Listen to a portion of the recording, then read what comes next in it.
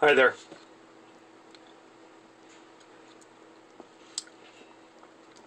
Today we're continuing with Luke, the Gospel of Luke, the 6th chapter, beginning at verse 12 and ending at verse 16.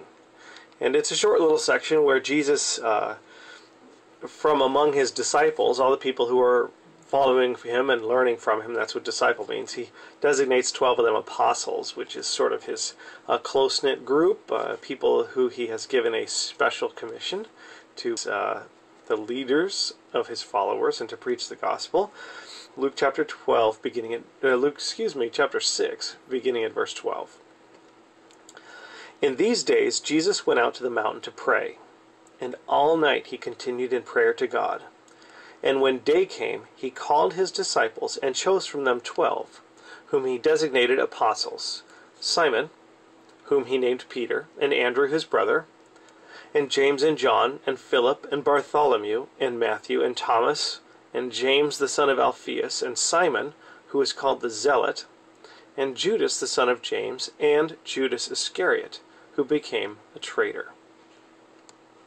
So there's just a couple things here that are worthy of note as we take a moment to reflect on this passage. The first one is just verse 12. It says, in these days Jesus went out to a mountain and he prayed all night to God. And that reminds us that, that's a good example for us, that when we're confronting big decisions, we want to take a lot of time in prayer to discern the will of the Father for what we're about to decide and what we're about to do. The Bible tells us, unless the Lord builds the house, the builders labor in vain. And so, of course, we want to exercise the best wisdom and discernment we can with checklists and analysis and pros and cons and all that stuff. But, sometimes the things that God it tells us to do, or decisions God leads us to make, don't necessarily fit into a rigorous and balanced analysis. I'm thinking of like Abraham leaving Ur to go to another country. I'm thinking of Moses going back to Egypt to demand of Pharaoh that he let the Israelites go, and even Jesus facing the cross certainly doesn't seem to stack up on an analysis necessarily.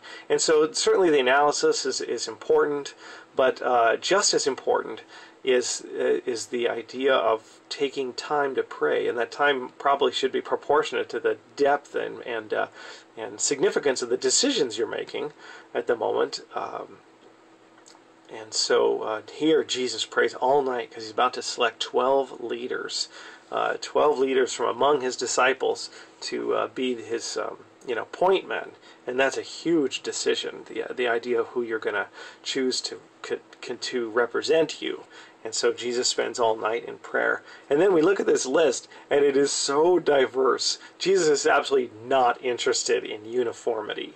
He is not interested in choosing 12 people who are as much like him as possible. What he's looking for the people that that the Father has guided him to seek. And so he chooses, he calls these ones apostles, and he chooses Simon, whom he later named Peter. That's the impulsive one who said, I'll never, ever, even if everybody else falls away, I won't. And Jesus said, Peter, before the cock crows 3 times, cock crows in the morning, you'll deny me 3 times. And so that's impulsive Peter. And then you have, Matthew, the tax collector, and you have James and John, fishermen, and then, of course, even you have Judas, who became a traitor. And so what we see here is Jesus choosing apostles based on his best discernment and a prayer with connecting with the Father, trying to discern and get guidance as to who he should pick. But what we see is such a wide variety of people he's picked. And so sometimes there's this pressure toward uniformity, or there can be in churches, in the Christian faith, that all Christians should be like this or like that, should be quiet people who are contemplative and meditation type people, or hand raising, yelling, or in your face kind of people, or whatever. Listen, God is God made the world. The world's full of variety. Jesus chose these 12 disciples, and the variety of people among his apostles is vast. And so when you start to feel pressure for uniformity, God doesn't want you to be anything but you. In fact, God wants you to grow fully into the you that he made you to be, not anyone else.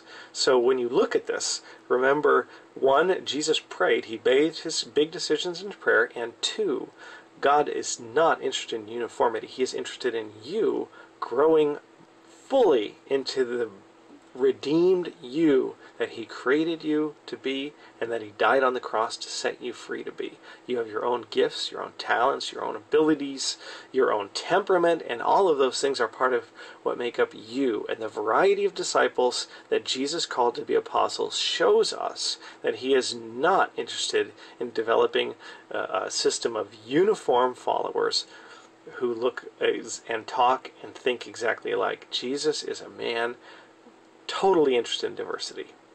So you relax with who you are in terms of your makeup and wiring and everything, and seek God and learn from the scriptures and pray and grow more and more fully into the person God made you to be. Have a great day.